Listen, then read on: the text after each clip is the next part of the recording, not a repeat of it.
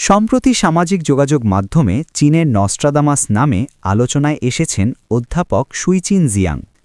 কারণ ২০২৪ সালে করা তার ৩টি বড় ভবিষ্যৎবাণীর মধ্যে দুটি নাকি বাস্তবের সঙ্গে মিলে গেছে। এর একটি ডোনাল্ড ট্রাম্পের ক্ষমতায় প্রত্যাবর্তন এবং অন্যটি যুক্তরাষ্ট্র-ইরান সংঘাতের পূর্বাভাস। চীনা কানাডীয় এই শিক্ষাবিদ ইতিহাস ও ভূ-রাজনীতি বিশ্লেষণ করে ভবিষ্যতের সম্ভাব্য ঘটনা প্রবাহ নিয়ে ধারণা দেন।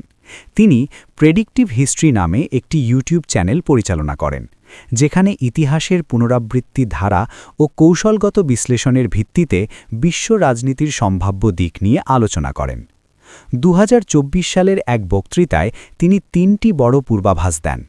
ডোনাল্ড ট্রাম্প আবার যুক্তরাষ্ট্রের প্রেসিডেন্ট হবেন, যুক্তরাষ্ট্র ও ইরানের মধ্যে সামরিক সংঘাত শুরু হবে এবং সেই সংঘাতে যুক্তরাষ্ট্র শেষ পর্যন্ত বড় ধরনের চ্যালেঞ্জের মুখে পড়তে পারে বা হেরে যাবে।